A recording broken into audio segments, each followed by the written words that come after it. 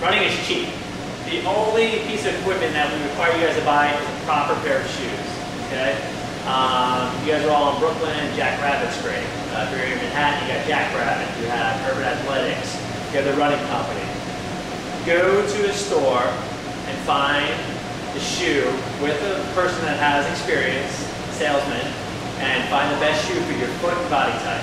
Okay? There's 3 different kinds of shoes. It's neutral, stability, and motion control.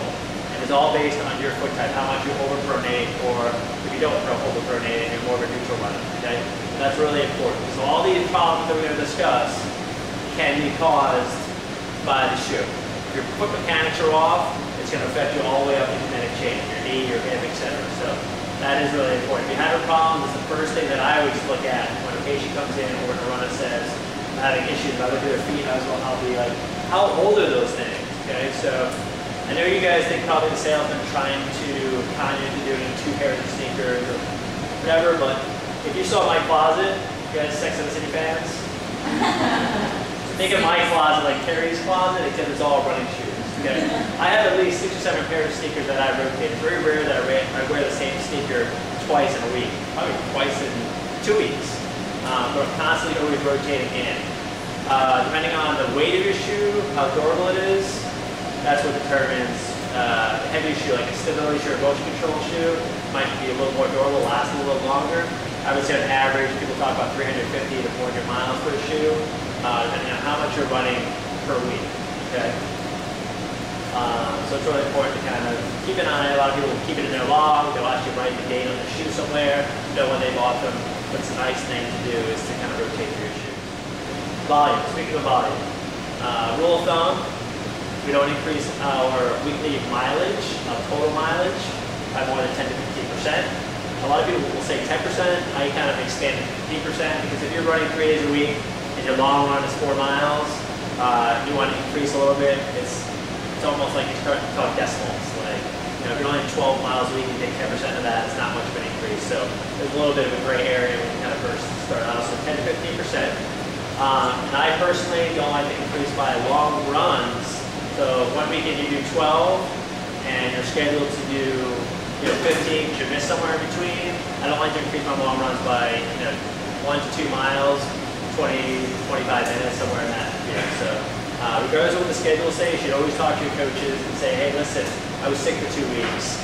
Last time I ran long was 12 miles. Everybody's doing 15 or 16, what should I do? Okay, they'll always give you a good answer. Okay.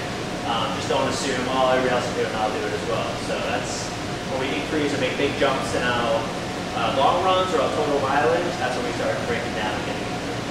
Injury number 2 is IT band syndrome, iliotibial band syndrome. Okay? That is typically a sharp pain on the outside of the knee. It affects women more than men, just because of the pelvic alignment, the Q angle. Some of the primary causes, so shoe wear, somebody who overpronates, decreased flexibility, specifically in their IT band itself, and a lot of decreased hip strain. Okay?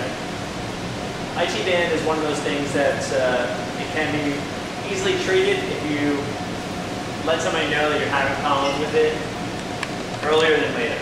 Okay, so I always like to run through a scenario of something that's typical with an IT band that comes in here is they have a problem with their knee. The schedule is 8 miles, and 6 miles to run, they start getting a sharp stabbing pain on the outside of their knee. Not bad enough to stop, but you're a runner and you're training for a marathon or half marathon, so you're supposed to be in pain, right? That's what everybody says.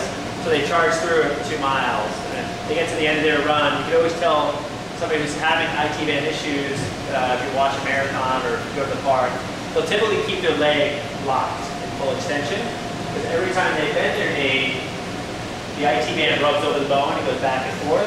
It's a normal biomechanical function that happens to all of us, and they'll try to avoid that, so they'll start running with that leg locked, and they'll kind of do one of those things. So the problem with IT band is though, you go home, you ice it, maybe you take some Advil or leave for a few days, you wake up the next day or the day after, nothing. You're walking up and down the stairs, you're fine. You're walking to and from the park, you're fine. You're on the elliptical, you're fine. You're biking, you're fine. So you must be better. So you go out, maybe do a couple of short runs just to kind of test it out, 20, 30 minutes, you're fine. But you didn't really do anything outside of icing it. You didn't work on your flexibility. You didn't start doing some of the strength exercises. So you go out and you did 8 miles last week, and your coaches are telling you you have to do a 10 mile this weekend. So now you get that same spot, 6 miles. You start running, bam, there's that sharp shooting pain again, stabbing, starting to get a little bit more severe, a little more moderate. But you continue through it, you're a runner, and boom, you get through that 10 miles. Now you get home, your knees really sore, you ice it, you take the drugs. Now you have to take 3 or 4 days off. A couple days later, things are starting to feel better again. And Saturday comes around, and now it's a 14 miler. Right? And now you go out, instead of that pain coming to 6 miles, it's at 4 miles. And you try to run through it, you get maybe 2 or 3 more additional miles, and you can't, it stops you. So now you're starting to talk about your training is starting to be really modified.